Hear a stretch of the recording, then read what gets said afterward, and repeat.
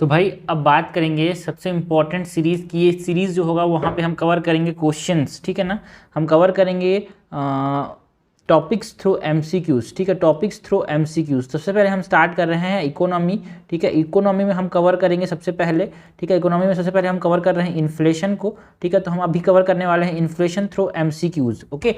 सो बहुत इंपॉर्टेंट होता है ये एमसीक्यू से। प्रीलिम्स में जो कॉन्सेप्चुअल क्वेश्चंस आते हैं वो क्लियर होंगे, बिकॉज पढ़ के अभी आज तक मेरा कभी कॉन्सेप्ट रहा ही नहीं पढ़ के क्वेश्चन सही करो। हमारा कॉन्सेप्ट है क्वेश्चन बना के ही क्वेश्चन सही करो, क्वेश्चन बना के ही कॉन्सेप्ट सीखो, क्वेश्चन बना के ही अप्लाई करो। हमको टाइम इन्वेस्ट करना है, वेस्ट नहीं करना है। बिकॉज आप इतना सारा चीज़ पढ़ रहे हो, इसमें से इतना आ रहा है तो वो बेकार है। अगर आप इतना पढ़ रहे हो और इसमें से इतना आ रहा है, so this is worth it, okay. तो ये हमारा कॉन्सेप्ट है। सो स्टार्ट करते हैं। क्वेश्चन नंबर 1 से बात करेंगे।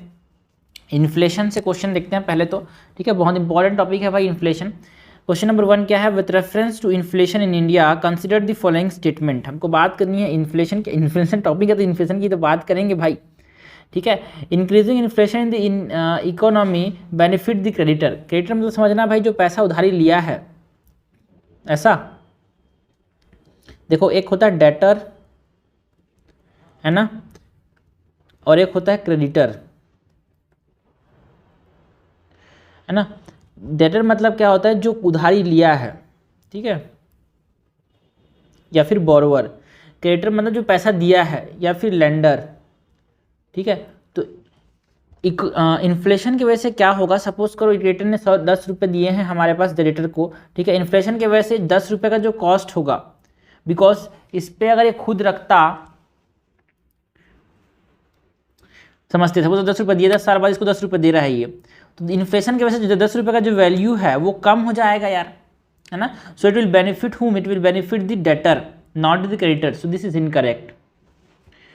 Real estate investment such as REITs। What is REITs? भाई यहाँ पे REITs क्या है ना, रियल इस्टेट इन्वेस्टमेंट्स बोलते हैं, ठीक है ना। Can help against inflation. जो रियल इस्टेट में इन्वेस्टमेंट करते हैं वो हमको इन्फ्लेशन में हेल्प कर सकते हैं। बिल्कुल सही बात है यार। बिकॉज इन्फ्लेशन के समय जो तेज़ी से जो इनकम जनरेट होता है हमारे पास, है ना, वो कहाँ पे होता है भाई? रियल इस्टेट में होता है। सो ये हमारे पास बहुत इंपॉर्टेंट चीज़ें हैं जो कि हमको अगेंस्ट इन्फ्लेशन, बिकॉज पैसा कहाँ रखेगा इन्फ्लेशन में? आदमी किसी क्रेडिटर को दे दिया तो क्रेडिटर का तो नुकसान हो गया। तो क्रेडिटर क्या करना चाहिए भाई? पैसे किसको रखना चाहिए? रियल इस्टेट में रखना चाहिए, जो कि बहुत सारे डेवलपिंग कंट्रीज में कर रहे हैं लोग। Very low inflation can lead to slow economic growth of the country. बिल्कुल सही बात है, इसलिए थोड़ा मोड़ा इन्फ्लेशन जरूरी है। बिकॉज जब इन्फ्लेशन होता है तभी जाके क्या होता है? मनी होता है, पैसा होता है लोगों के पास, है ना। थोड़ा सा खर्च करते हैं, खर्च करने से हमारे पास क्या होता है? बूस्ट होता है इकोनॉमी। 2008 में जो ग्रेट रिसेशन आया था वो एक कारण, उसी का एक लो इन्फ्लेशन भी कारण था भाई वहाँ पे, है ना। कोविड में देखना हमने क्या, लो इन्फ्लेशन था तो हमारे पास क्या हो गया? स्लो डाउन हो गया भाई। So low inflation can lead to slow economic growth, ठीक है। हमसे इनकरेक्ट पूछा गया है भाई, इनकरेक्ट क्या हो जाएगा? ओनली 1, मतलब 1 ही इनकरेक्ट है यहाँ पे। क्वेश्चन नंबर 2 है, in the context of Indian economy consider the following statement. The rate of inflation has steadily increase. तो देखो भाई पिछले क्वेश्चन से आपको क्या क्या चीज़ दिमाग में रखनी है। आप इन्फ्लेशन भी पढ़ो तो आपको दिमाग में रखना चाहिए। हाँ, इन्फ्लेशन से पॉइंट्स में आता है। इन्फ्लेशन में किसको बेनिफिट होता है? बे क्रेडिटर की क्रेडिटर को बेनिफिट नहीं होता, डेटर को बेनिफिट होता है, ठीक है। तो बेनिफिट में डी आता है, BD से याद रखना। BD मतलब डेटर को क्या होता है? बेनिफिट होता है, ठीक है।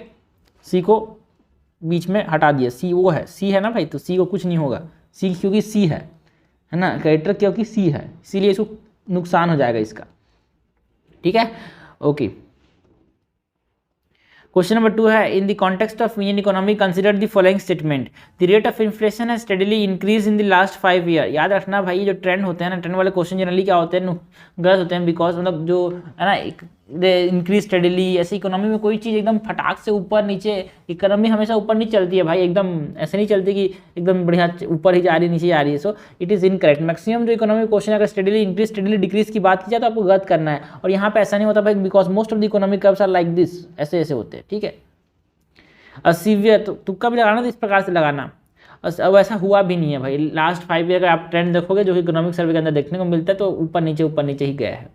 अ सीवियर और prolong recession lead to depression in economy. बिल्कुल सही बात है यार। प्रोलॉन्ग रिसेशन को ही तो हम क्या बोलते हैं? डिप्रेशन बोलते हैं। और व्हाट इज डिप्रेशन, है ना। डिप्रेशन का मतलब क्या है? 3 से या फिर 3 से ज़्यादा साल तक क्या हुआ? हमारे पास एक्सट्रीम रिसेशन रहा, ठीक है। एक्सट्रीम रिसेशन फॉर 3 और मोर देन 3 ईयर्स, ठीक है। और क्या हुआ, हमारे पास जो ग्रॉस डोमेस्टिक प्रोडक्ट था, ठीक है ना, gross domestic product real GDP था, है ना, एटलीस्ट 10% पर ईयर से कम हो गया, है ना, उस गिवन ईयर में 10% पिछले साल के मुकाबले कम हो गया, तो उसको क्या बोलेंगे, डिप्रेशन बोलेंगे। Deficit financing is inherently inflationary nature, बिल्कुल सही बात है। डेफिसिट फाइनेंसिंग का मतलब आप पैसे छाप क्या कर रहे हो भाई, अपने कर्ज को चुकाने की सोच रहे हो, सो वो क्या होता है, एक तरह से इन्फ्लेशनरी होता है बहुत ज़्यादा। जैसे कि वेनेजुएला के अंदर देख लो यार ना, अगर हम वर्ल्ड वॉर 1 के समय बात करें तो जर्मनी में देखने को मिला था ये। करेक्ट हमसे पूछा गया, करेक्ट जाएगा C, 2 and 3 only. Question number 3 क्या है, consider the following statement. Okay, first statement क्या है, continued deflation is a sign of strong economy. यार कंटिन्यूड डिफ्लेशन हो रहा है तो क्या ये कोई साइन है स्ट्रॉन्ग इकोनॉमी का? नो, डिफ्लेशन होता जा रहा है भाई, because inflation is very necessary for growth, और डिफ्लेशन होता जा रहा है, so it is a sign of weakening economy.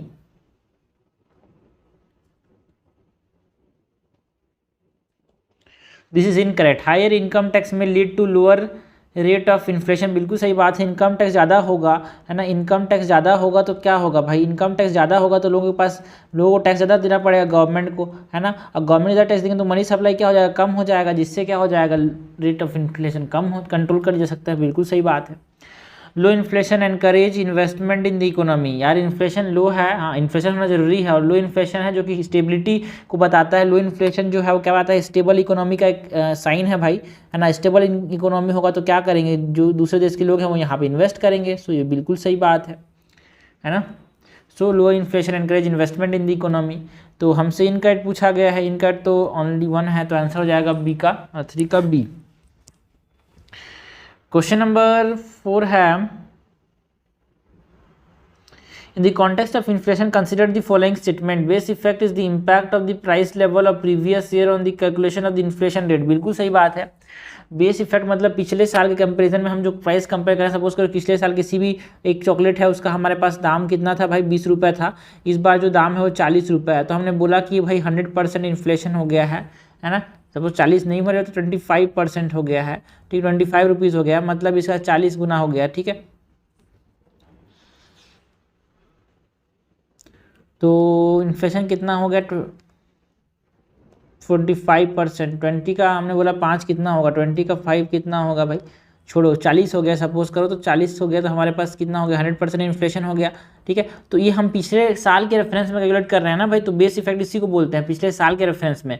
तो इसीलिए अगर पिछले साल किसी चीज़ का दाम ज़्यादा है ना, सपोज करो 30 था, है ना, 30 के कंपेरिजन में, तो पिछले साल का जो दाम है उसका बहुत ज़्यादा फर्क पड़ता है भाई, ठीक है। इसीलिए हमारे पास base effect is an impact of the price level of previous year on the calculation of inflation rate, बिल्कुल सही बात है।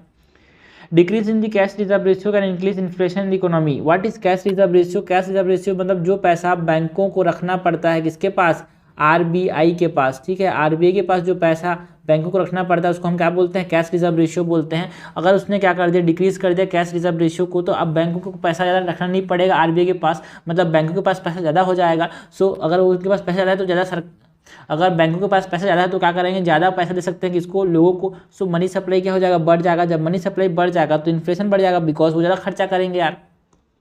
सो बिल्कुल सही बात है। एंड एक होता है SLR, self statutory liquidity ratio, जो कि किसके रखना पड़ता है, बैंकों को खुद के पास।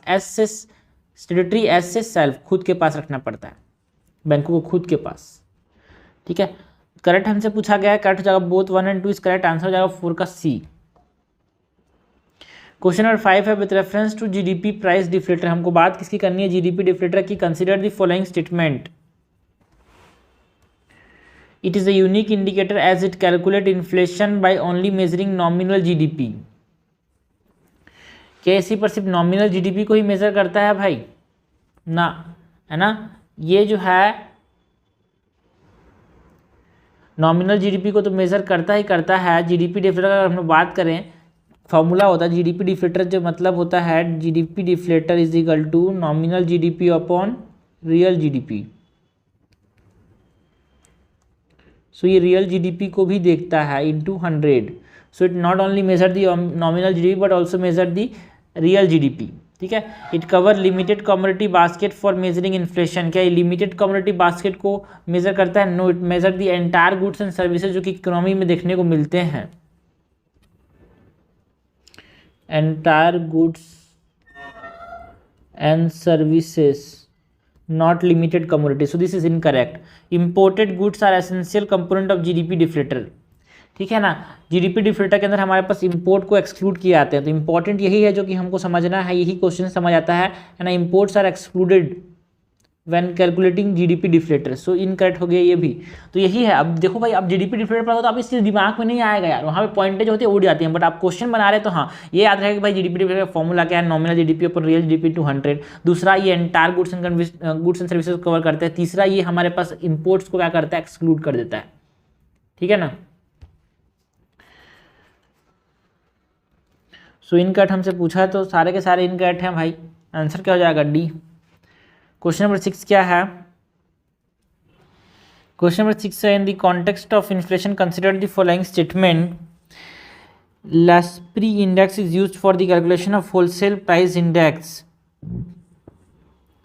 लैस्प्री इंडेक्स जो है भाई, इसका WPI, CPI और इंडेक्स ऑफ इंडस्ट्रियल प्रोडक्शन इस्तेमाल करने के लिए, कैलकुलेट करने के लिए इस्तेमाल किया जाता है। When inflation increase the real value of the savings fall. बिल्कुल सही बात है यार, जब इन्फ्लेशन बढ़ेगा तो आपने सपोज करो 100 रुपये जमा करके रखे हैं, आपका इन्फ्लेशन की वजह से है ना, जो 10 की चीज़ें हैं वो कितनी मिल रही हैं भाई, 15 रुपये मिल रही हैं, तो ये जो 100 रुपये है इसका वैल्यू कितना है, कम हो चुका है इसका वैल्यू यार। ठीक है, सो इसीलिए तो जैसे को हमारे पास डिमोनेटाइजेशन की वजह से हमारे पास बहुत सारे, डिमोनेटाइजेशन नहीं, जो पैसे जमा खुद के पास रखते हैं उससे क्या होता है, रियल वैल्यू कम हो जाता है। Consumer price index cover only goods in the economy. जो कंज्यूमर प्राइस इंडेक्स क्या है, उसमें सिर्फ और सिर्फ गुड्स आते हैं भाई ना। कंज्यूमर प्राइस इंडेक्स के अंदर गुड्स एंड सर्विसेज दोनों आते हैं, goods plus services. This is incorrect. ठीक है, जो हमारे पास WPI है उसी के अंदर हमारे पास सिर्फ और सिर्फ गुड्स आते हैं। ठीक है, तो करेक्ट हमसे पूछा गया यार, करेक्ट हमारे पास क्या हो जाएगा, करेक्ट हो जाएगा हमारे पास 1 and 2 आंसर हो जाएगा यहाँ पे A। ओके, क्वेश्चन नंबर 7 है, in the context of bond consider the following statement. हमको बॉन्ड की बात करनी है। Bond price fall and inflation increase. जो बॉन्ड के प्राइस हैं वो कम हो जाते हैं जब इन्फ्लेशन बढ़ेगा तब। ये स्टेटमेंट सही है भाई, बिल्कुल सही बात है। जो बॉन्ड है ना, उसकी जो प्राइस होते हैं, बॉन्ड के प्राइस दो चीज़ों से अफेक्ट होते हैं। एक तो है हमारे पास इन्फ्लेशन है और एक तो है इंटरेस्ट रेट। ठीक है, सो बॉन्ड के जो प्राइस हैं वो कम हो जाएंगे जब इन्फ्लेशन हाई होगा तब। ठीक है, तो हमेशा याद रखना, जो बॉन्ड यील्ड होता है, जो बॉन्ड यील्ड होता है, it is inversely related to. ठीक है, तो यहाँ पे बॉन्ड यील्ड वाला नहीं करते, हम बॉन्ड प्राइस वाला करते हैं। ठीक है, तो जो बॉन्ड प्राइस है ना, it is inversely related to what, interest rate और इन्फ्लेशन। इन्फ्लेशन हाई होगा है ना, तो बॉन्ड प्राइस कम होगा। और जो बॉन्ड प्राइस होते हैं ना, ये बॉन्ड प्राइस जो होता है वो इनवर्सली रिलेटेड होता है टू द बॉन्ड यील्ड। ठीक है, वो इनवर्सली, इसको ऐसे नहीं लिखता हूँ। ठीक है, तो जो बॉन्ड प्राइस है ना, वो इनवर्सली रिलेटेड होता है बॉन्ड यील्ड से। सो अगर हमसे पूछता कि भाई इन्फ्लेशन के साथ बॉन्ड यील्ड बढ़ेगा कि घटेगा, तो बॉन्ड यील्ड इन्फ्लेशन के साथ बढ़ जाएगा। ओके, तो first is correct. Bond yield help in capital, bond help in capital preservation, बिल्कुल सही बात है ना। बॉन्ड है ना, बॉन्ड कुछ नहीं है भाई, बॉन्ड एक तरह से पैसा ही है जो कि इन्वेस्टर किसी भी डेटर को दे रहे हैं, है ना। बॉन्ड मतलब पैसा ही समझ लेना, है ना। तो जो बॉन्ड का प्राइस है इन्फ्लेशन के साथ क्या हो जाएगा, कम हो जाएगा, बिकॉज इन्फ्लेशन ज़्यादा है, मतलब लोगों के पास ज़्यादा पैसा है। जब लोगों के पास ज़्यादा पैसा होता है ना, तो जो बॉन्ड प्राइस होगा वो तो कम करना ही पड़ेगा, नहीं तो कौन खरीदेगा भाई महंगी महंगी चीज़ों को। बिकॉज सबके पास पैसा है, सबके पास पैसा है, तो सामने वाली चीज़ें कम, जब दाम नहीं कम करे तो कौन खरीदेगा। इस प्रकार समझ सकते हो। ठीक है, दोनों सही है। यहाँ पे हमसे करेक्ट पूछा गया, करेक्ट जगह both 1 and 2 is correct. Question number 8 है, consider the following pairs terms and feature. Full employment की बात करनी है। फुल एम्प्लॉयमेंट में, full employment means zero unemployment in the economy. Full employment का मतलब क्या होता है, इकोनॉमी में जीरो अनएम्प्लॉयमेंट है। हाँ, भाई फुल एम्प्लॉयमेंट का मतलब जीरो अनएम्प्लॉयमेंट ऐसा नहीं होता। फुल एम्प्लॉयमेंट का मतलब है कि ना जो लेबर रिसोर्स है ना उसको मोस्ट एफिशिएंट वे में इस्तेमाल किया जा रहा है। मतलब सपोज करो कि जो स्किल्ड है उसको स्किल वाली चीज़ें मिल रही है, जो अनस्किल है उसको अनस्किल वाली चीज़ें मिल रही है। ऐसा नहीं कि जो स्किल है उसको अनस्किल वाली चीज़ें मिल रही हैं, ठीक है ना। तो यहाँ पे मोस्ट पॉसिबल वे में जो लेबर रिसोर्स है उसको इस्तेमाल किया जा रहा है, इसीलिए बोलते हैं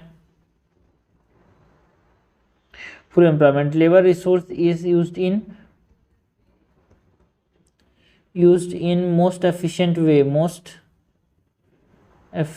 way। Sovereign gold bond, no issue of storage. बिल्कुल सही बात है। सोवरिन गोल्ड मतलब आप जो सोने को रख रहे हो कहीं भी, फिजिकल गोल्ड को जो होल्डिंग करते हैं तो उसमें दिक्कत हो सकता है भाई वहाँ पे। बट जो सोवरिन गोल्ड फॉर्म में तो आपको उसमें पैसा ही मिलेगा और आप उसमें इंटरेस्ट ही मिलेगा और कोई दिक्कत भी नहीं, और गोल्ड का पास तो हमेशा बढ़ता ही जाएगा, है ना। Laffer curve analyse the relationship between tax rate and tax revenue. जो लेफर कर्व है वो टैक्स रेट और टैक्स रिवेन्यू के बीच में रिलेशन रहता है क्या? बिल्कुल सही बात है। टैक्स रेट और टैक्स रिवेन्यू के बीच में यहाँ पे ये क्या बताता है? रिलेशन बताता है।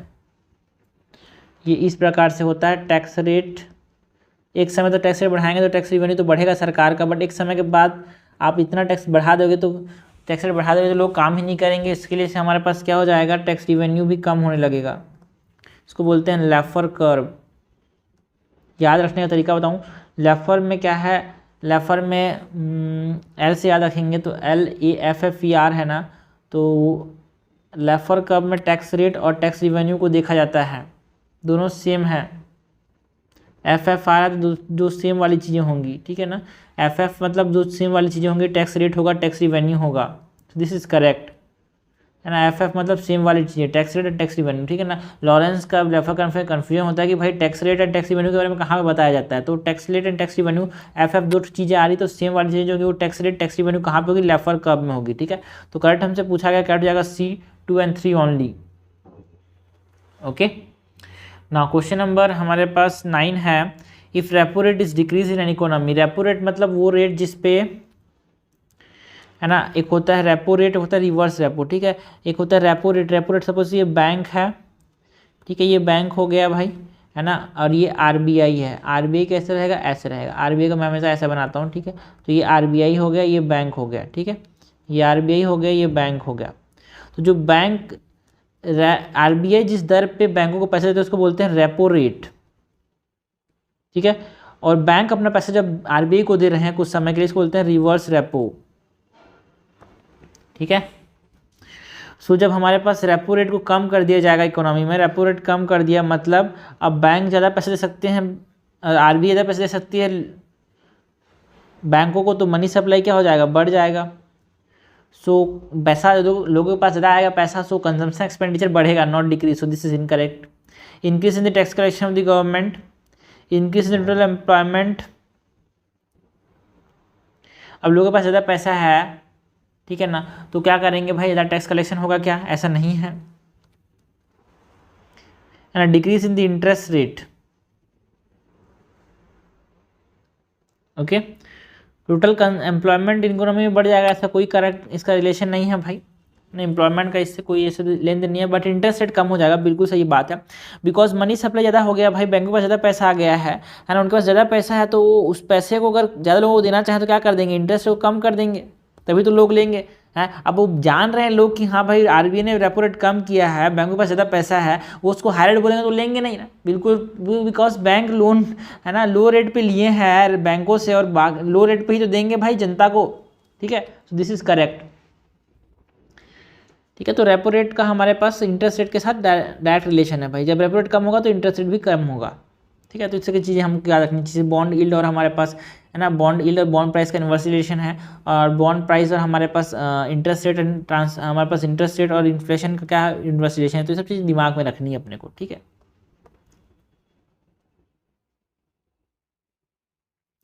क्वेश्चन नंबर 10 है the context of inflation consider the following statement. Inflation has a negative effect on the balance of payment. बिल्कुल सही बात है यार, इन्फ्लेशन ज़्यादा रहेगा तो बैलेंस ऑफ पेमेंट एक तरह से खराब हो सकता है, कम हो सकता है। Venture capital means a long term startup capital provided to new entrepreneur. बिल्कुल सही बात है। कोई एक नया एंटरप्रेन्योर को जो पैसा शुरुआत में दिया जाता है उसको हम क्या बोलते हैं? वेंचर कैपिटल बोलते हैं यार, ठीक है। करेक्ट हमसे पूछा गया, करेक्ट होगा बोथ 1 and 2। क्वेश्चन नंबर 11 क्या है, type of inflation causative factor की बात करनी है, कॉस्ट पुश इन्फ्लेशन की बात करनी है। कॉस्ट पुश का मतलब क्या होता है, तो डिमांड पुल है कॉस्ट पुश। कॉस्ट पुश मतलब जो हमारे पास रॉ मटेरियल है उनका एक्सपेंसिव हो जाना, है ना, उससे क्या होता है कॉस्ट पुश इन्फ्लेशन होता है। भाई बिल्कुल सही बात है ना। अगर हमारे पास ट्रांसपोर्ट ऑफ जो क्रूड ऑयल का हो रहा है, ट्रांसपोर्टेशन एक्सपेंसिव हो जा रहा है, तो जो क्रूड ऑयल होगा वो क्या हो जाएगा, रॉ मटेरियल है भाई किसी चीज़ों के लिए, तो वो क्या हो जाएगा, महंगा हो जाएगा। सो it is a cost push inflation. Core inflation में क्या होता है, फूड प्राइस इंक्लूड होते हैं, बिल्कुल सही बात है। कोर इन्फ्लेशन के अंदर फूड प्राइस और एनर्जी इंक्लूड होते हैं क्या, नो। कोर इसीलिए बोला बिकॉज ये कोर है भाई, कोर, ठीक है। इसके अंदर यहाँ पे फूड है ये एंड एनर्जी ये है, सो कोर के अंदर फूड एनर्जी इंक्लूड नहीं होते, ठीक है, this is core. Skewflation cover certain commodities only, बिल्कुल सही बात है। स्क्यूफ्लेशन में क्या होते हैं, कुछ कमोडिटीज़ का प्राइस बढ़ता है, कुछ कमोडिटीज़ का स्टेबल रहता है। जैसे कि ऑनियन का प्राइस अचानक से बढ़ जाना इज एग्जांपल ऑफ स्क्यूफ्लेशन, इसमें कुछ सर्टेन गुड्स एंड कमोडिटीज़ ही आते हैं। बिल्ट इन इन्फ्लेशन क्या होता है, इंक्रीज इन दी वेजेस, बिल्कुल सही बात है। बिल्ट इन इन्फ्लेशन मतलब है ना, अगर वेज का प्राइस बढ़ जा रहा है ना, सो एक तरह से ये बिल्ट इन इन्फ्लेशन से क्या होता है कि हमारे पास इन्फ्लेशनरी स्पाइरल हो जाता है, बिकॉज है ना वेज बढ़ गया तो फिर कॉस्ट, उन चीज़ों का कॉस्ट बढ़ जाएगा, है ना। जब चीज़ों का कॉस्ट बढ़ जाएगा तो फिर वो महंगा हो जाएगा चीज़ें, है ना, तो फिर वो डिमांड करेंगे अपना ज़्यादा चाहिए। तो एक तरह से हमारे पास क्या होता है ना, एक इन्फ्लेशनरी स्पाइरल देखने को मिलता है due to the wage hike. So ये हो गया हमारे पास built in inflation, this is correct. हमसे करेक्टली मैच पूछा गया। देखो स्क्यूफ्लेशन इंपॉर्टेंट है, इसमें क्या होता है सर्टेन कमोडिटीज़ का प्राइस बढ़ता है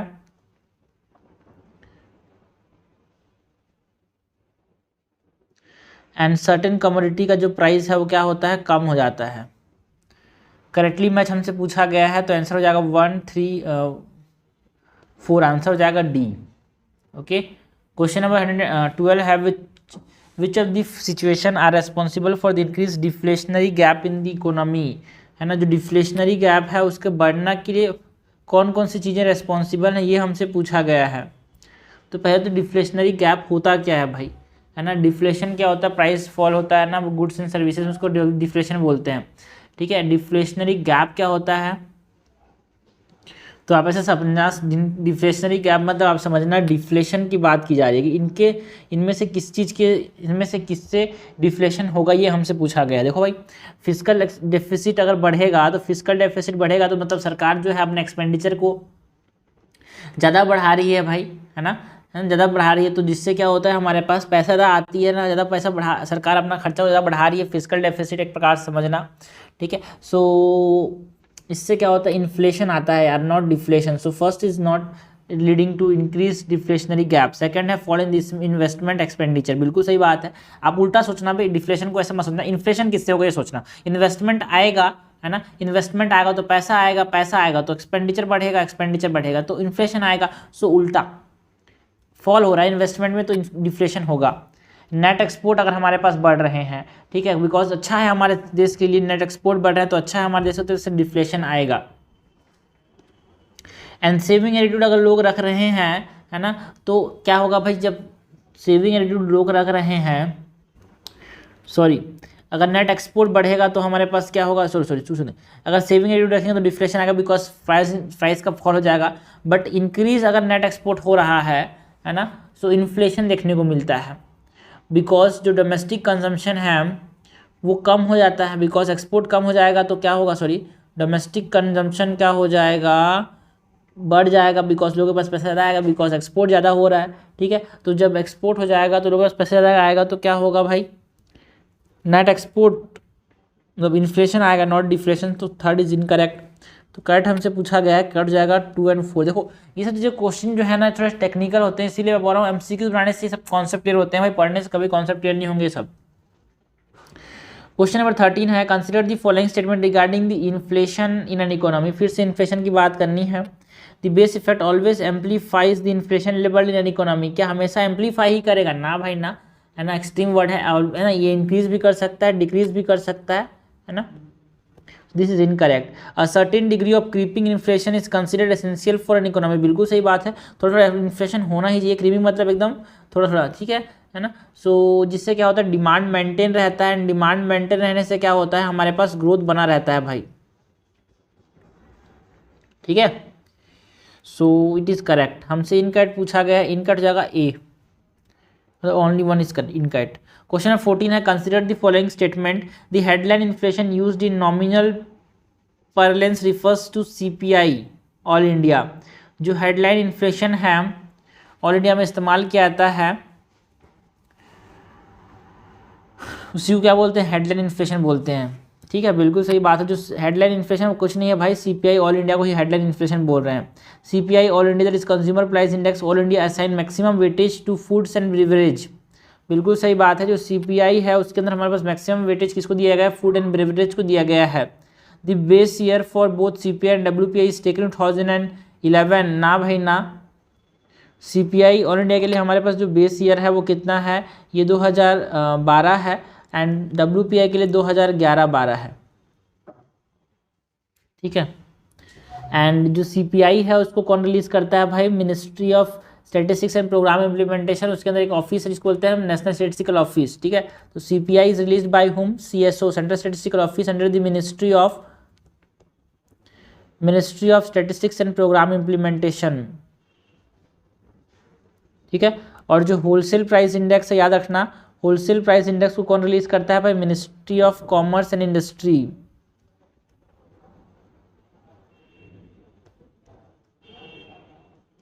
ठीक है। तो ये सब चीज़ें बेसिक चीज़ें जो रिवाइज हो रहा है यहाँ पे हमारे, ठीक है। करेक्ट हमसे पूछा गया, करेक्ट हो जाएगा यहाँ पे 1 और 2 आंसर हो जाएगा 14 का ए।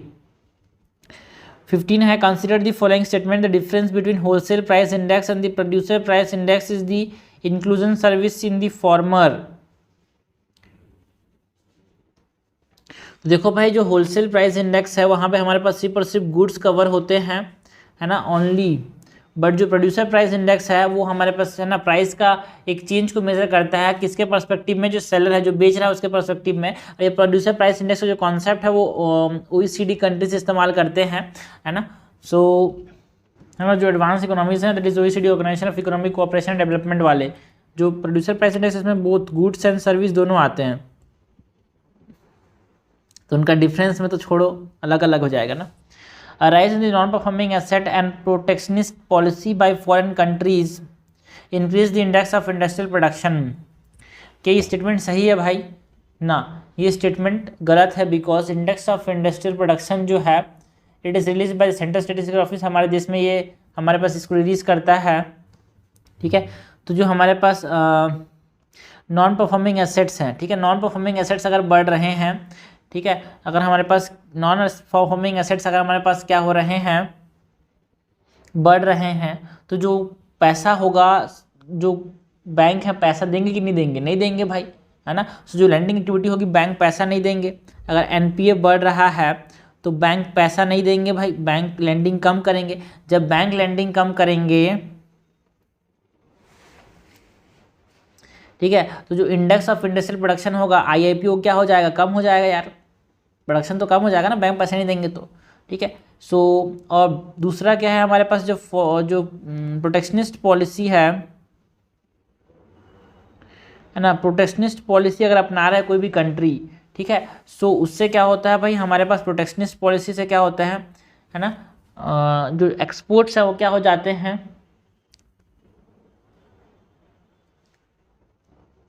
है ना, जो एक्सपोर्ट्स है दूसरे कंट्री के, अदर कंट्रीज़ के हमारे पास क्या हो जाते हैं, कम हो जाते हैं। इसीलिए जो इंडेक्स है हमारे देश के अंदर क्या होगा, प्रोडक्शन बढ़ जाएगा, हमारे देश के अंदर जो प्रोडक्शन है वो बढ़ जाएगा, है ना, ओन कंट्री का।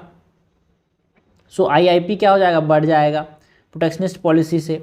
सो इसमें दोनों में क्या हो रहा है, क्या लिखा, rising of the non performing assets and protectionist policy increase the IIP। No, protectionist policy से क्या होते हैं, इंक्रीज हो जाता है, बट नॉन परफॉर्मिंग एसेट्स के बढ़ने से क्या होता है, हमारे पास IIP जो है वो कम हो जाता है। This is incorrect. हमसे करेक्ट पूछा है भाई, neither 1 not 2 is correct, answer हो जाएगा डी। क्वेश्चन नंबर 16 देखते हैं। क्वेश्चन नंबर 16 क्या है, consider the following situation, ease of import restriction, banning the exports of commodities under inflation, decentralized cold storage facilities, which of the above would be effective in fighting inflation। इनमें से कौन सा काम आएगा भाई inflation से लड़ने में, ठीक है। इन्फ्लेशन का मतलब समझना कि हमारे पास गवर्नमेंट में मनी सप्लाई क्या हो गया है, ज़्यादा लोगों के पास ज़्यादा पैसा है, तो हमारा टारगेट क्या रहेगा भाई, हमारा टारगेट रहता है इन्फ्लेशन के अंदर मनी सप्लाई कैसे कम करना है। मनी सप्लाई कम कैसे करेंगे, है ना, इम्पोर्ट रेस्ट्रिक्शन को क्या करेंगे, बढ़ा देंगे। जब इम्पोर्ट रेस्ट्रिक्शन ज़्यादा हो जाएगा, समझना, जब इम्पोर्ट रेस्ट्रिक्शन ज़्यादा हो जाएगा,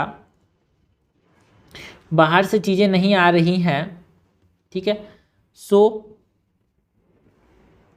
बहुत सारे लोगों के पास बेचने के लिए कुछ सामान नहीं होगा, बहुत सारे लोगों के पास बेचने के लिए कुछ सामान नहीं होगा, सो इससे मनी सप्लाई कम हो जाएगा।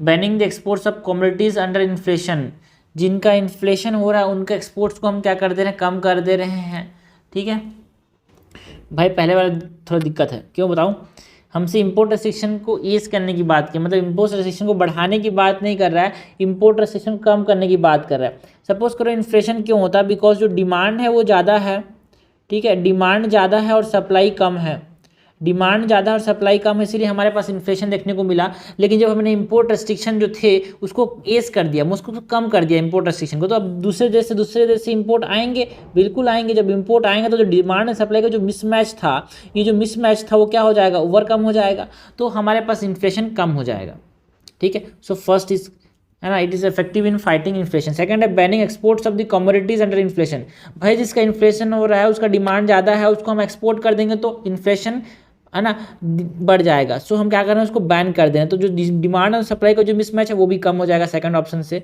And decentralised cold storage facilities, है ना, जो कोल्ड स्टोरेज फैसिलिटीज़ है उसको हम बढ़ाएंगे, है ना, डिसेंट्रलाइज करेंगे, मतलब कोने कोने तक ले जाएंगे, जिससे जो पेरिसेबल कमोडिटीज़ है ना उनका वेस्टेज नहीं होगा, है ना। जब पेरिसेबल कमोडिटीज़ का वेस्टेज नहीं होगा तो जो डिमांड था, है ना, वो डिमांड ज़्यादा किस लिए था, बिकॉज वहाँ पे प्रोडक्शन खराब हो जा रहे थे कुछ चीज़ें, इसीलिए डिमांड ज़्यादा था। अब जो पेरिशेबल आइटम्स है वो पेरिश नहीं हो रहे हैं, तो जो सप्लाई था वो मिसमैच जो हो रहा था, सप्लाई बढ़ जाएगा। सो इससे हमारे पास डिमांड और सप्लाई के बीच में जो मिसमैच था वो क्या कर जाएगा, ओवरकम कर जाएगा यार, एंड ओवरकम कर जाएगा तो इन्फ्लेशन कंट्रोल हो जाएगा। सो ये तीनों के तीनों जो मेजर्स हैं वो हम इस्तेमाल कर सकते हैं फॉर फाइटिंग इन्फ्लेशन। तो आंसर क्या हो जाएगा, D, all of the above. Question number 17 है, consider the following statement regarding stagflation. हमको बात करनी स्टैगफ्लेशन। स्टैगफ्लेशन का मतलब समझना है, स्टैगफ्लेशन का मतलब क्या होता है भाई, स्लो इकोनॉमिक ग्रोथ होगा, हाई अनएम्प्लॉयमेंट होगा, ठीक है। स्टैगफ्लेशन मतलब स्टैग्नेंट इन्फ्लेशन, ठीक है, स्टैगफ्लेशन मतलब स्टैग्नेंट इन्फ्लेशन। तो यहाँ पे दो चीज़ें रखना, बस स्टैगफ्लेशन देखते ही दिमाग में दो चीज़ें आनी चाहिए कि अनएम्प्लॉयमेंट रेट क्या होगा, बहुत ज़्यादा होगा, एंड स्लो इकोनॉमिक ग्रोथ होगा, स्लो इकोनॉमिक ग्रोथ होगा, स्लो इकोनॉमिक ग्रोथ होगा और अनएम्प्लॉयमेंट रेट बहुत ज़्यादा होगा, स्लो एम्प्लॉयमेंट रेट होगा और अनएम्प्लॉयमेंट बहुत ज़्यादा होगा, ठीक है, ठीक है भाई, ओके।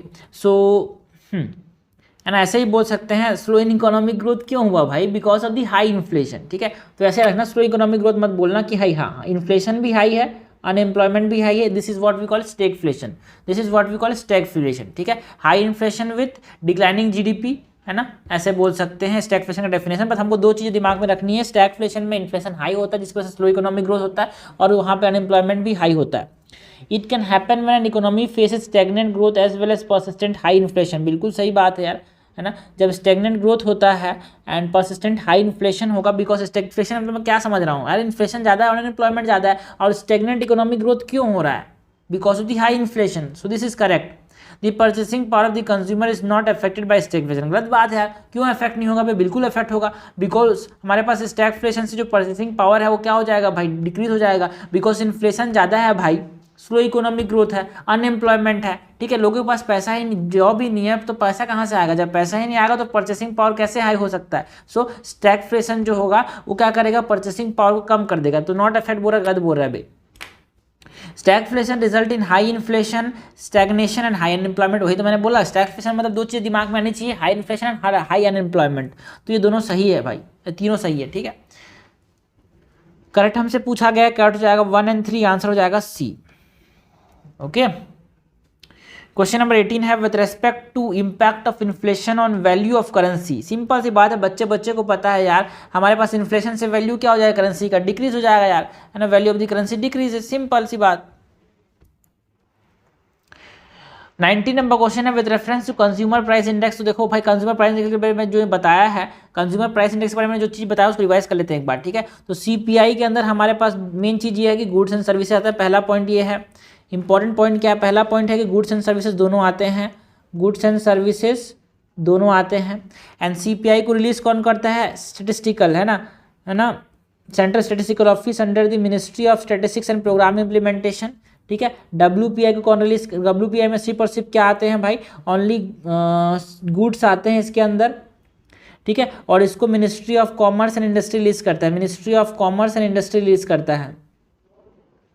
तो ये बेसिक डिफरेंस है, जिंदगी में कभी नहीं भूलना, सब कुछ भूल जाना भाई, इस चीज़ को कभी मत भूलना, ठीक है। ये भूल गए मतलब खत्म है गेम, ठीक है, ये भूल गए मतलब खत्म है गेम। मैंने कहाँ बताया, यहाँ पे बताया, ये रहा, ठीक है, ओके। सो क्वेश्चन नंबर 19 था, consider about the with reference to the consumer price index. हमको बात करनी थी किसके बारे में, कुछ स्टेटमेंट्स के बारे में। कंज्यूमर प्राइस इंडेक्स और CPI is the measure of change in the price level of the basket of goods and services brought by the house hold. बिल्कुल सही बात है, इन गुड्स एंड सर्विसेज दोनों कवर्ड हो रहे हैं यार यहाँ पे, है ना, so it is correct. Consumer price index is release by the national statistical office, अभी मैंने बताया भाई, है ना, NSO not CSO, NSO national statistical office. तो करेक्ट हमसे पूछा गया, कट जाएगा बोथ 1 और 2। क्वेश्चन 20 है जीडीपी डिफलेटर, फिर से आ गया। तो जीडीपी डिफलेटर मतलब क्या समझते हैं, देखा हमने, it is nominal GDP upon real GDP. What is GDP deflator, GDP deflator is nominal GDP upon real GDP, ठीक है, okay. GDP deflator is equal to nominal GDP upon real GDP into 100। और हाँ, CPI के बारे में और थोड़ी मोड़ी इंपॉर्टेंट चीज़ें बात कर लेते हैं। जो सीपीआई है उसके लिए बेस ईयर कौन सा है भाई, बेस ईयर की बात करें तो यहाँ पे इसके लिए बेस ईयर जो है वो 2011-12 है ना। और सीपीआई का, है ना, और सीपीआई का इस्तेमाल करती है RBI for inflation targeting, okay. और क्या है, अगर हम सीपीआई की बारे में थोड़ी बात करें तो सीपीआई के अंदर हमारे पास क्या क्या आता है, CPI IW that is CPI industrial worker, and CPI AL that is agriculture labour, CPI RL that is rural labour, and CPI urban rural and combined, urban rural and combined, ठीक है। तो ये दोनों जो तीनों है ऊपर के, that is industrial worker, CPI industrial worker, CPI agriculture labour, CPI rural labour, इसको कौन रिलीज करता है भाई, इसको लेबर ब्यूरो रिलीज करता है, इसको लेबर ब्यूरो रिलीज करता है, and it is compiled by the labour bureau. And labour bureau किसके अंदर आता है, ministry of labour and employment के अंदर आता है, ministry of labour and employment के अंदर आता है ये। और जो चौथा है, जो मैंने बोला ना भाई, जो नेशनल स्टैटिस्टिकल ऑफिस रिलीज करती है, वो किसको रिलीज करती है, CPI urban rural and combined को रिलीज करती है, कौन, नेशनल स्टैटिस्टिकल ऑफिस, ठीक है, national statistical office under the ministry of statistics and programme implementation. तो ये बेसिक चीजें हमने कवर कर ली। एंड बेस ईयर याद रखना भाई, सीपीआई के लिए 2011-12 है। क्वेश्चन नंबर 20 देख रहे थे, विद रेफरेंस जीडीपी डिफलेटर, हम जीडीपी डिफलेटर की बात कर रहे थे यार। जो जीडीपी डिफलेटर है, फर्स्ट स्टेटमेंट क्या है जीडीपी डिफलेटर के बारे में, GDP price deflator measure the price और changing the price of all the goods and services. बिल्कुल सही बात है, जीडीपी डिफलेटर के अंदर सारे के सारे गुड्स एंड सर्विसेज इंक्लूड किए आते हैं, इसलिए हम जीडीपी डिफलेटर को एक और नाम से जानते हैं, इसको बोलते हैं implicit price deflator, implicit price deflator. Imported goods are part of GDP and shown up in GDP deflator है। मैंने पहले ही क्वेश्चन बताया था, देखो भाई, मैं जो एक क्वेश्चन बताया जीडीपी डिफलेटर वाला, कौन सा था यार, ये रहा क्वेश्चन जीडीपी डिफलेटर वाला, हाँ ये रहा, ये जो क्वेश्चन था 2005 नंबर का, उसमें बना था भाई, देखो जीडीपी डिफलेटर के अंदर इम्पोर्ट को एक्सक्लूड किया जाता है, यही तो मैंने बोला, इसीलिए तो बहुत सारे इंपॉर्टेंट क्वेश्चन ऐसे कवर होते हैं भाई, छोटी छोटी चीज़ों से कवर होते हैं। तो यहाँ पे imported goods are not a part of GDP, है ना, जीडीपी डिफलेटर, यहाँ पे इसको एक्सक्लूड किया जाता है, ठीक है। सो दिस इज इनकरेक्ट, हमसे करेक्ट पूछा गया, करेक्ट जाएगा A, only 1 is correct, 1 only. Question number 21 देखते हैं। 21 नंबर क्वेश्चन है, with reference to the wholesale price index, है ना, इससे पहले हमने कंज्यूमर प्राइस इंडेक्स के बारे में देखा था यहाँ पे, अब बात करते हैं होलसेल प्राइस इंडेक्स की, ठीक है। तो जो होलसेल प्राइस इंडेक्स है WPI, होलसेल प्राइस इंडेक्स के बारे में सबसे इंपॉर्टेंट चीज़ ये है कि इसको रिलीज कौन करता है भाई, is release by the ministry of commerce, और यहाँ पे ओनली गुड्स आते हैं, एंड बेस ईयर की बात करें तो base year 2012। Wholesale price index measure the change in the price of goods sold and traded in bulk by wholesale business to other businesses. बिल्कुल सही बात है यार। WPI the highest weightage given to fuel and power. WPI में highest weightage किसको दिया गया है? ओके, WPI में जो हाईएस्ट वेटेज है वो मैन्युफैक्चर प्रोडक्ट्स को दिए गए हैं।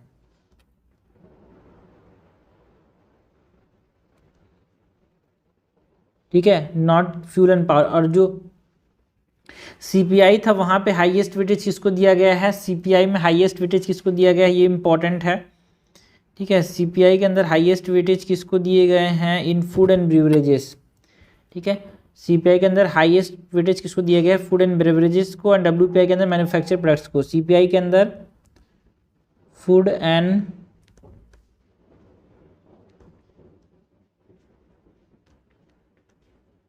ब्रेवरेजेस को हाईएस्ट वेटेज दिया गया है। WPI के अंदर मैन्युफैक्चर्ड प्रोडक्ट्स को। ये है हमारे पास मैक्सिमम वेटेज वाला।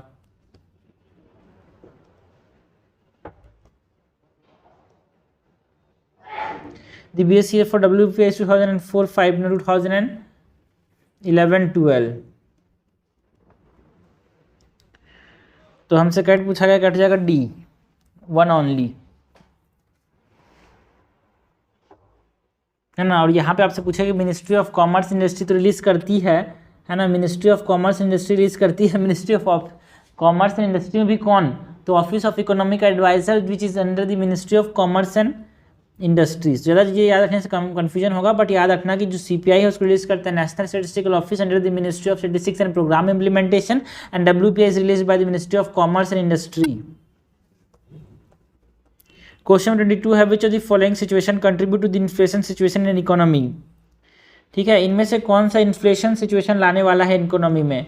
एक्सेस सर्कुलेशन ऑफ मनी, बिल्कुल सही बात है। मनी सप्लाई ज़्यादा होने से इन्फ्लेशन ज़्यादा होता है। डिमांड सप्लाई गैप, बिल्कुल सही बात है। सपोज करो डिमांड ज़्यादा है, सप्लाई कम है, तो क्या होगा? इन्फ्लेशन होगा, है ना। टैक्स रेट बढ़ा दिए तो इन्फ्लेशन क्या हो जाएगा? कम हो जाएगा। टैक्स रेट बढ़ाने से क्या हो जाएगा? इन्फ्लेशन कम हो जाएगा। ठीक है, बिकॉज लोगों के पास पैसा ही नहीं बचेगा खर्च करने के लिए। ठीक है, करेक्ट हमसे पूछा गया, क्या हो जाएगा? 1 और 2, आंसर हो जाएगा 22 का A। क्वेश्चन नंबर 23 है Reserve Bank of India is the authority to control inflation through monetary policies. Which of the following tool will RBI takes to curb inflation. जो RBI इस्तेमाल करती है इन्फ्लेशन कंट्रोल करने के लिए टूल्स, उसकी बात करनी है। तो कैश रिजर्व रेशियो को बढ़ा देगा, बिल्कुल सही बात है यार। कैश रिजर्व रेशियो मतलब जो पैसा बैंकों को किसके पास रखना पड़ता है? बैंकों को रखना पड़ता है RBI के पास, उसको बोलते हैं कैश रिजर्व रेशियो। हमने क्वेश्चन में देखा था जिसमें CRR जो होगा, सपोज करो ये बैंक है, ठीक है ना, और ये हमारे पास RBI है। ठीक है, तो जो पैसा बैंकों को RBI के पास रखना पड़ता है उसको बोलते हैं CRR। और जो पैसा बैंक को खुद के पास रखना पड़ता है ना, उसको बोलते हैं SLR, स्टैट्यूटरी लिक्विडिटी रेशियो। ठीक है, जब इसको RBI बढ़ा देगी तो लोगों को ज़्यादा पैसा बैंकों के पास रखना पड़ेगा। ठीक है, उसके पास खुद का पैसा कम हो जाएगा फॉर गिविंग, एंड ज़्यादा मनी सप्लाई नहीं हो पाएगा तो इन्फ्लेशन कम हो जाएगा। एंड SLR को कम कर देगा तो क्या होगा भाई? SLR को कम कर देने से हमारे पास बैंकों के पास ज़्यादा पैसा हो जाएगा टू गिव मनी, और गिव मनी मतलब ज़्यादा पैसा आ जाएगा लोगों के पास, मनी सप्लाई बढ़ जाएगा तो इन्फ्लेशन आ जाएगा। सो it is not use for curbing inflation. Increase the repo rate. Repo rate क्या होता है भाई? रेपो रेट वो रेट होता है जिसमें बैंकों को पैसा मिलता है, बैंकों को पैसा मिलता है from RBI, is called as repo rate. अगर रेपो रेट को बढ़ा दिया मतलब ज़्यादा दर पे पैसा मिलेगा बैंकों को, तो बैंक पैसा नहीं लेंगे। जब बैंक पैसा नहीं लेंगे तो मनी सप्लाई क्या कर जाएगा? कम हो जाएगा। सो रेपो रेट को बढ़ाने से भी क्या होता है? हमारे पास इन्फ्लेशन कंट्रोल होता है। हमसे करेक्ट पूछा गया, कट जाएगा C 1 and 3 only. Okay, question number 24 है with reference to Phillips curve. तो देखो हमने अभी तक एक क्लब देख लिया था, है ना, लेफर कप। तो FFR है, लेफर में FFR है, मतलब दोनों सेम होंगे। सेम मतलब यहाँ पे ये टैक्स रेट और टैक्स रिवेन्यू को बताता है। ठीक है, अब हमारे पास एक कर्व है फिलिप्स कप। ठीक है, फिलिप्स कप के बारे में बताना है। फिलिप्स कप क्या है भाई? Consider the following. ठीक है। तो फिलिप्स कर्व क्या है हमको पता होना चाहिए। फिलिप्स कर्व जो है एक हमारे पास इन्फ्लेशन और अनएम्प्लॉयमेंट के बीच में एक ग्राफ बनाता है, ठीक है। फिलिप्स कर्व जो है इन्फ्लेशन, देखो भाई 3 कर्व बहुत इंपॉर्टेंट है, Laffer curve, Phillips curve and Lorenz curve, ये तो सबने भी नहीं भूलना चाहिए, ठीक है। अनएम्प्लॉयमेंट, इन्फ्लेशन और अनएम्प्लॉयमेंट में कैसा रिलेशन होता है, इन्वर्स एक जैसे हाइपरबोलिक कर्व बनता है भाई। जब इन्फ्लेशन ज़्यादा होगा तो लोगों के पास पैसा ज़्यादा है तो अनएम्प्लॉयमेंट कम होगा, है ना। बट अनएम्प्लॉयमेंट बहुत ज़्यादा है ना, बेरोजगार है, पैसा ही नहीं है, तो इन्फ्लेशन भी कम होगा, ठीक है। So Phillips curve states that inflation and unemployment have an inverse relationship, बिल्कुल सही बात है। And stagflation scenario completely support the Phillips curve. देखो भाई एक्सट्रीम वर्ड हो गया, देखो ना कंप्लीटली, है ना, बिकॉज देखो इन्फ्लेशन स्टैगफ्लेशन में क्या होता है, ये सपोर्ट नहीं करता, एक तरह से अपोज कर रहा है, क्वेश्चन करता है। ये स्टैगफ्लेशन का जो कॉन्सेप्ट है वो क्वेश्चन करता है, it contradicts Phillip curve, because stagflation में क्या देखने को मिलता है, इन्फ्लेशन भी हाई देखने को मिलता है एंड अनएम्प्लॉयमेंट भी हाई देखने को मिलता है। सो ये कंट्राडिक्ट करता है, stagflation contradict Phillips curve, okay. So this is incorrect, तो हमसे करेक्ट पूछा गया, कट जाएगा ए, 1 ओनली। क्वेश्चन नंबर 25 है, after revision of the base year by CSO headline growth rate will be now measured at. जो headline growth rate है उसको हम कहाँ पे मेजर करेंगे, है ना, हेडलाइन ग्रोथ रेट को कहाँ पे मेजर करेंगे भाई, है ना, कांस्टेंट मार्केट प्राइस से मेजर करेंगे, GDP at constant market price, because central statistical office ने, है ना, हमारे पास अब बेस ईयर को रिवाइज कर दिया है, तो हम क्या करेंगे, जीडीपी को मेजर करेंगे एट कांस्टेंट मार्केट प्राइस, ठीक है। इसको दिमाग में हमेशा रखना है, ठीक है, कांस्टेंट मार्केट प्राइस पे मेजर करेंगे किसको, जीडीपी को, ओके। क्वेश्चन नंबर 26 है, which of the following are the features of market economy. हमको बात किसकी करनी है भाई, फीचर्स की बात करनी है, features of what, features of market economy, है ना। मार्केट इकोनॉमी मतलब ऐसा इकोनॉमी जो कि कहाँ से चल रहा है, डिमांड एंड सप्लाई से चल रहा है, ऐसा मैंने नहीं, एडम स्मिथ ने कहा था, डिमांड एंड सप्लाई से चलने वाला economy is called as market economy. Suitable environment determined by the forces of demand and supply is required, बिल्कुल सही बात है। Government should follow a policy of laissez faire. Laissez faire क्या होता है भाई, लीव इट अलोन, अपने आप इसको छोड़ दो, तो ये मार्केट डिमांड एंड सप्लाई से चलेगा, बिल्कुल सही बात है। Government should follow this in market economy and in market economy the market regulate the competition, ठीक है। ये बोल रहा है कि इन market economy market regulate the competition, उल्टा है भाई यहाँ पे, इन market economy competition regulate the market, competition regulate the market in the market economy, not the vice versa, ठीक है। तो दिस इज इनकरेक्ट यार, याद रखना चीफ मिनिस्टर से, सीएम मतलब competition regulate the market in a market economy, ठीक है। सीएम स्क्वायर याद से रख सकते हो, because competition regulate the market in a market economy, ठीक। हमसे करेक्ट पूछा गया है क्या, यस हमसे करेक्ट पूछा गया है भाई, करेक्ट क्या हो जाएगा, 1 और 2, आंसर हो जाएगा ए, ठीक।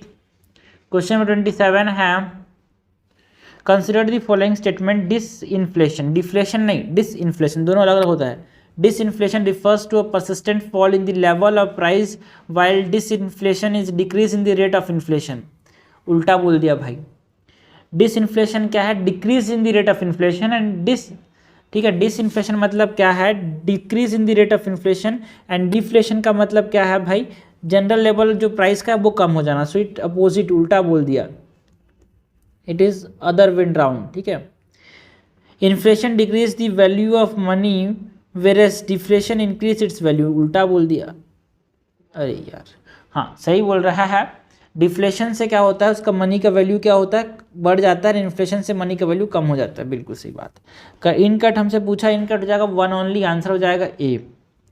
28 है, what are the possible causes of disinflation. अभी हमने देखा भाई डिसइन्फ्लेशन का मतलब क्या है, decrease in the rate of inflation, decrease in the rate of inflation is disinflation.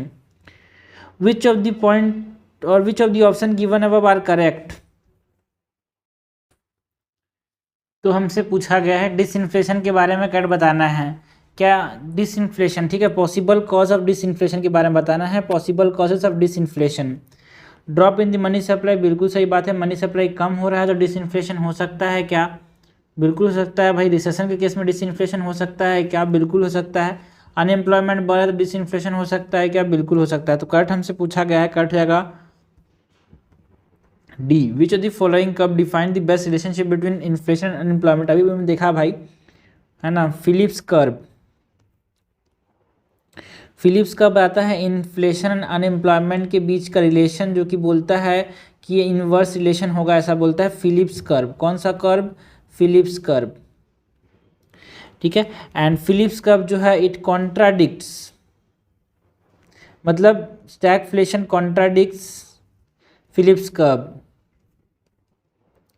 Stagflation contradicts Phillips curve. Laffer curve मैंने बताया भाई, ट्रिक क्या है याद करने का, एफ एफ 2 बार आ रहा है तो यहाँ पे ये किसके किसके बीच में होता है, एफ एफ मतलब 2 बार आने वाली चीज़ें, तो ये tax rates and tax revenue के बीच में कर्व है भाई, जो कि इस प्रकार से होता है। लॉरेंस कर्व भी देखेंगे, कुजनेट्स कर्व भी देख लेंगे, ठीक है। क्वेश्चन 29 हो गया। 30 देखते हैं, क्वेश्चन 30 है, what are the possible effects of higher inflation in economy, ठीक है, हायर इन्फ्लेशन, ठीक है। तो लाफर कर्व देख ले, ठीक है। अब हम लॉरेंस कर्व भी देख लेते हैं। लॉरेंस कर्व क्या है भाई, लॉरेंस कर्व हमको क्या बताता है, इनकम और ना, मतलब जो लॉरेंस कर्व है ना, वो लॉरेंस कर्व हमको डिस्ट्रीब्यूशन ऑफ इनकम के बारे में बताता है ना, कितना पॉपुलेशन के पास कितना इनकम है, ठीक है। तो यहाँ पे it is come percentage income and percentage of house hold, ये लाइन ऑफ इक्वालिटी है,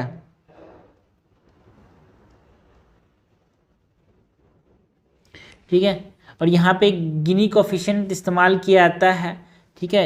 लॉरेंस कर्व में यहाँ पे क्या होता है भाई, लॉरेंस कर्व में आल आल आ रहा है, उसको बिंदु लगा देना तो क्या बताता है, इनकम, ठीक है। तो इससे याद रखना भाई, लॉरेंस कर्व के ऊपर में आई लगा देना, डॉट लगा देना, तो लॉरेंस कर्व जो है percentage income and percentage of house hold, जिसके पास वो इनकम है उसके बारे में बताता है, ठीक है।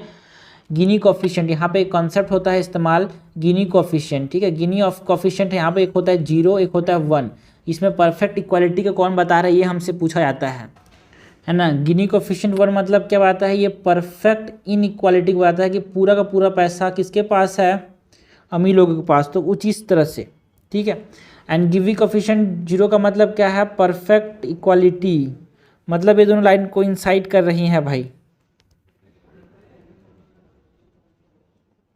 ठीक है। तो ये हमारे पास सिनेरियो नंबर, ये 1 में इस प्रकार होगा, 0 में इस प्रकार होगा, गिनी कोफिशिएंट 0 में परफेक्ट इक्वालिटी होगा, ठीक है। तो इस प्रकार चीज़ों को याद रखना है अपने को। ये हो गया लॉरेंस कर्व। एक होता है कुजनेट्स कर्व। कुजनेट्स कर्व हमको क्या बताता है भाई, इनइक्वालिटी एंड इकोनॉमिक ग्रोथ के बीच में रिलेशन बताता है, ठीक है। कुजनेट्स कर्व, कुजनेट्स कर्व, जो कुजनेट्स कर्व है वो हमको क्या बताता है, it tells us about inequality and economic growth, inequality and economic growth, है ना। जो कुजनेट्स कर्व है वो आता है कि इनइक्वालिटी और इकोनॉमिक ग्रोथ में रिलेशन कैसा होता है, इस प्रकार का। शुरुआत में तो इकोनॉमिक ग्रोथ जब होगा तो क्या होगा, इनइक्वालिटी बढ़ेगा, बट एक समय के बाद अगर हमारे पास इकोनॉमिक ग्रोथ इतना हो जाएगा तो है ना, सबका इकोनॉमिक ग्रोथ होगा तो इनइक्वालिटी घटेगा भी। सो ये पीक स्टेज है। तो इट इन है ना, कुजनेट्स कर्व जो है इनइक्वालिटी और इकोनॉमिक ग्रोथ की बात, देखो के दिख रहा है ना, के को इस प्रकार से, के है उसको इस प्रकार से 2 लाइन ऐसे खींच देना, ऐसे खींचते थे उसको इस प्रकार से ऐसे खींच देना, तो ई मतलब इकोनॉमिक ग्रोथ के बारे में बताता है कुजनेट्स कर्व, ठीक है। थोड़ी छोटी छोटी हिंट जब मिल जाता है ना तो एग्जाम में बहुत फायदा होता है भाई। तो इकोनॉमिक ग्रोथ के बारे में बताता है, इकोनॉमिक ग्रोथ और इनइक्वालिटी के बीच में रिलेशन बताता है कौन, कुजनेट्स कर्व, ठीक है। तो एक बार चारों को रिवाइज कर लेते हैं। देखो भाई, फिलिप्स कर्व में हमारे पास फिलिप्स कर्व क्या बताता है, इन्फ्लेशन और अनएम्प्लॉयमेंट के बीच में बताता है। लाफर का ट्रिक क्या, 2 एफ है तो tax rate and tax revenue के बीच में। लॉरेंस कर्व में एल में आई लगा दो तो क्या हो जाएगा, ये इनकम और percentage income and percentage of house hold जिसके पास वो है ना। और लॉरेंस कर्व के अंदर हमारे पास गिनी कोफिशिएंट आता है, अगर गिनी कोफिशिएंट 1 आ रहा है तो 1 मतलब इनइक्वालिटी, 1 को ऐसे लिखते हैं ना, 1 मतलब आई परफेक्ट इनइक्वालिटी को बता रहा है 1, ठीक है। और हमारे पास कुजनेट्स्कॉफ के को ऐसे लिखते हैं, उसके को इस प्रकार से हम लिख देंगे तो ई हो जाएगा। So in economic growth and inequality के बारे में बताता है, ठीक है, जो कि हमारे पास उल्टा कर्व जो होता है, जिसके लाफर कर्व जैसे उल्टा कर्व जो होता है वो ही हमारे पास किसके जैसा होता है, कुजनेट्स्कॉफ का होता है। तो इस प्रकार से चीज़ों को दिमाग में रखा जाता है, ठीक है, सब चीज़ को कंपेरेटिव पढ़ाता है, एक ही समय में सब चीज़ को पढ़ के रिवाइज कर लिया जाता है। क्वेश्चन में 30 है, what is the possible effect of higher inflation in economy, ठीक है ना। अगर हमारे पास है ना, what are the possible effect of higher inflation, अगर किसी भी इकोनॉमी में हायर इन्फ्लेशन है तो क्या होगा, है ना, जो वेज है वो बढ़ जाएंगे क्या भाई। हाँ बिल्कुल सही बात है यार, वेज बढ़ जाएंगे, बिकॉज लोगों के पास पैसा ज़्यादा है, इन्फ्लेशन ज़्यादा है, तो बोलेंगे ना भाई हमको ज़्यादा पैसा दो, क्योंकि हम कैसे चलाएंगे, इतना है इन्फ्लेशन है तो। या फिर उल्टा भी सोच सकते हो कि लोगों के पास पैसा ज़्यादा है क्योंकि वेज ज़्यादा है। Beneficial for importers and harmful for exporters, inflation ज़्यादा होने से क्या होगा, चीज़ों का दाम बड़ा होगा, तो जब दूसरे देश में ये एक्सपोर्ट करेंगे सपोज करो, तो वहाँ पे दाम ज़्यादा दिखाएगा, तो वहाँ के लोग खरीदेंगे क्या, नहीं खरीदेंगे। सो it is harmful for exporters, yes, second is also correct. ऐसा सोचने से गलत जाएगा भाई, ऐसा नहीं सोचने का, आपको इस तरह से नहीं सोचने का, आपको इस प्रकार सोचने का, एक को आपको सोचना है मनी की टर्म में, ठीक है ना। याद करने का तरीका ही बताऊंगा, बट अब मनी करना अभी समझाने का समझा देना, बट याद कैसे करें आपको समझाऊंगा, ठीक है।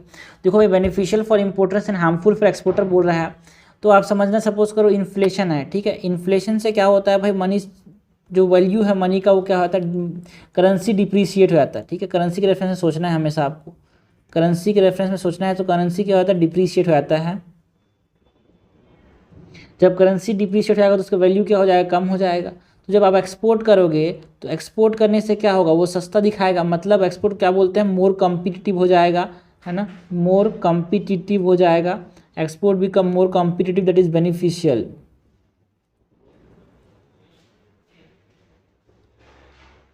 Export become more competitive, that is beneficial, है ना। इन्फ्लेशन अगर हाई है तो दो चीज़ याद रखना है बस, inflation high then export competitive means export beneficial, क्योंकि एनसीईआरटी ये टर्म इस्तेमाल करती है ना। सो इसीलिए यहाँ पे जब यूपीएससी क्वेश्चन पूछेगी तो इसी तरह से पूछेगी, जब इन्फ्लेशन हाई होते हैं तो एक्सपोर्ट कॉम्पिटिटिव हो जाते हैं, बेनिफिशियल हो जाते हैं। सो बेनिफिशियल फॉर इंपोर्टर्स बोल रहा है तो गलत बोल रहा है भाई। एंड डिप्रिसिएशन ऑफ करेंसी बिल्कुल सही है, इन्फ्लेशन हाई होने से डिप्रिसिएशन ऑफ करेंसी होगा, तभी तो एक्सपोर्ट कॉम्पिटिटिव हो रहे हैं। And redistribute wealth from debtor to the creditor, जब इन्फ्लेशन हाई होगा तो फायदा किसका होगा, हमने शुरुआत में ही देख लिया भाई, जब इन्फ्लेशन हाई होगा तो जो कर्ज लिया है उसको फायदा होगा, मतलब जो डेटर है उसका बेनिफिट होगा। So redistribute wealth from debtor to creditor, क्या ये सही है, ये उल्टा बोल रहा है, बिकॉज इन्फ्लेशन में सपोज करो, इन्फ्लेशन में जो होता है ना, जो डेटर है वो बेनिफिट हो रहा है ना, तो जो वेल्थ है उसको रीडिस्ट्रीब्यूट कर रहा है from the creditor to the debtor, not the vice versa. So this is incorrect यार, करेक्ट हमसे पूछा गया है, करेक्ट जाएगा 1 और 3, आंसर हो जाएगा ए। क्वेश्चन नंबर 31 है, consider the following statement regarding inflation targeting. Question number 31 है, consider the following statement regarding inflation targeting. Inflation targeting के बारे में बात करनी है। It is a monetary policy where the central bank set a specific inflation rate as its goal and adjust its monetary policy to achieve that rate. बिल्कुल सही बात है, जैसे हमारे इंडिया 4+-2%, ये हमारे पास इन्फ्लेशन टारगेट किया गया है आरबीआई के द्वारा, ठीक है। The monetary policy committee and the central government determine the policy interest rate required to achieve the inflation target. ऐसा नहीं है भाई, सिर्फ से जो मॉनेटरी पॉलिसी कमेटी है वही डिटरमाइन करता है पॉलिसी इंटरेस्ट रेट को, नॉट दी सेंट्रल गवर्नमेंट, ठीक है। तो अब मॉनेटरी पॉलिसी कमेटी की बात की तो उसके बारे में बात कर लेते हैं। तो मॉनेटरी पॉलिसी कमेटी में 6 मेंबर्स होते हैं यार, 6 मेंबर बॉडी होता है ये, है ना। इसका जो गवर्नर है वो क्या होता है, इसका चेयरपर्सन होता है ना। जो RBI governor is the chairperson, है ना, okay. And 3 member including the RBI governor होते हैं। एंड 3 मेंबर्स कहाँ से होते हैं, 3 मेंबर्स हमारे पास सेंट्रल गवर्नमेंट चूज करती है, तो ये 6 मेंबर हो गए, है ना। सो ये एक स्टैट्यूटरी बॉडी है जो कि आरबीआई एक्ट ऑफ 1934 के अंदर बनाया गया है।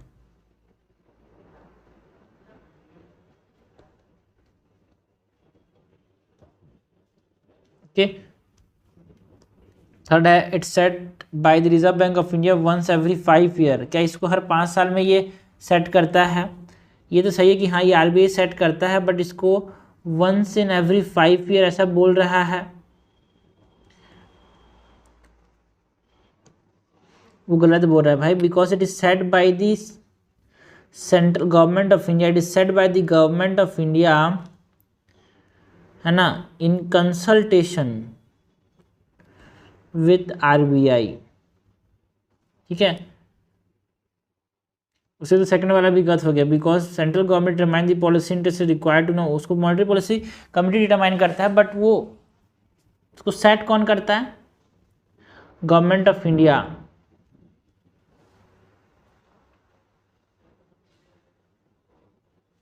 इनकट पूछा गया तो second third is incorrect, answer हो जाएगा बी। 32 है which of the following factor are responsible for causing a cost push inflation. Cost push हमने देखा था क्वेश्चन में, जिसमें हमारे पास रॉ मटेरियल का कॉस्ट बढ़ जा रहा है, जैसे कि ट्रांसपोर्टेशन कॉस्ट बढ़ जाता है, जिससे कॉस्ट पुश इन्फ्लेशन होता है। वही तो है क्रूड ऑयल फ्लक्चुएशन, ये बिल्कुल सही बात है। बिकॉज ट्रांसपोर्टेशन कॉस्ट बढ़ जाएगा तो कॉस्ट पुश इन्फ्लेशन हो जाएगा। लो ग्रोथ ऑफ एग्रीकल्चर सेक्टर, जब लो ग्रोथ ऑफ एग्रीकल्चर सेक्टर होगा तो जो चीज़ें हैं, जो रॉ मटेरियल है, उसका प्राइस बढ़ जाएगा, है ना, जिससे क्या हो जाएगा भाई, जो अदर डिपेंडेंट सेक्टर हैं जो कि रॉ मटेरियल पे डिपेंड करते हैं एग्रीकल्चर सेक्टर के, वो उनका भी क्या हो जाएगा, प्राइस बढ़ जाएगा। सो इससे कॉस्ट पुश इन्फ्लेशन आ जाएगा। जब डायरेक्ट टैक्सेस इंक्रीज हो जाएंगे ना भाई, तो ये डिमांड, है ना, डायरेक्ट टैक्सेस पुश हो जाने से क्या होता है, जब डायरेक्ट टैक्स बढ़ेंगे तो हमारे पास it is a tool for controlling what, it is a tool for controlling inflation. ठीक है, तो इन्फ्लेशन कंट्रोल हो जाएगा। ठीक है, तो कॉस्ट पुश इन्फ्लेशन तो नहीं होगा भाई। ठीक है ना, because direct inflation, direct tax मतलब समझना भाई, डायरेक्ट मतलब इनकम टैक्स सपोज बढ़ा दिया। ठीक है, तो इनकम टैक्स बढ़ा दिया, लोगों से पैसे ले लिया, तो इन लोगों से जब पैसे ले लिया तो मनी सप्लाई क्या हो जाएगा, कम हो जाएगा।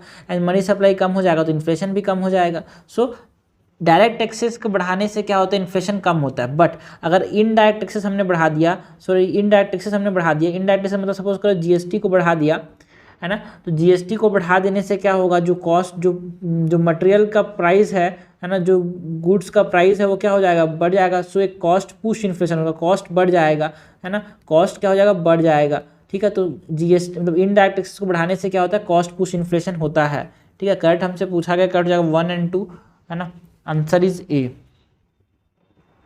क्वेश्चन नंबर 33 है the term stagflation was coined by Macleod, a conservative party MP in the United Kingdom in November 1965. Which of the following event are most likely to happen when the economy is undergoing stagflation? मैंने बोला ना, stagflation मतलब stagnant inflation।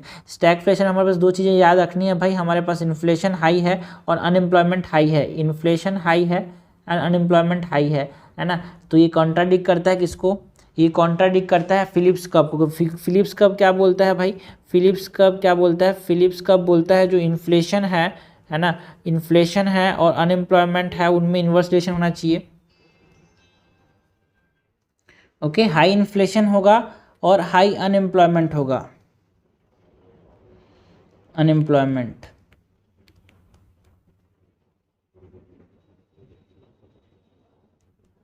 And high inflation की वजह से क्या होगा, slow growth होगा।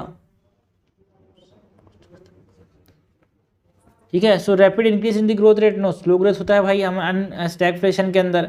हाई लेवल ऑफ अनएम्प्लॉयमेंट, बिल्कुल सही बात है। हाई लेवल ऑफ इन्फ्लेशन, बिल्कुल सही बात है। करेक्ट हमसे पूछा गया, करेक्ट हो जाएगा बी, 2 और 3 ओनली। क्वेश्चन नंबर 34 है consider the following statement regarding recession. हमको बात किसकी करनी है भाई, हमको बात करनी है रिसेशन की। ठीक है,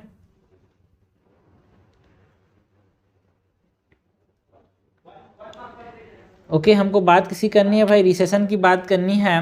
the recessionary phase last for a long period of time then economy is said to be in a state of technical recession. जब रिसेशन फेज बहुत समय तक चलेगा तो उसको हम क्या बोलेंगे भाई, हाँ, उसको हम क्या बोलेंगे, उसको टेक्निकल रिसेशन नहीं बोलते हैं, उसको रिसेशन बोलते हैं भाई। जब रिसेशनरी फेज बहुत समय तक चलता है तो उसको हम रिसेशन के स्टेज बोलते हैं।